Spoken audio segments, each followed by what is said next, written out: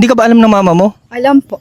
Taga saan ka ate? Taga Kisaw po. Isaw layo guys. Oh, anong ginagawa mo rito sa Banggandang Baras? Nakikipag-date po. Ano pangalan? Maria po. Maria. Siya si Maria guys. And then may tanong po ako sa iyo. Anong ibig sabihin para sa iyo pagka pinusuan ka ng 3 pataas? Na-appreciate lang po yung ko, my day ko po.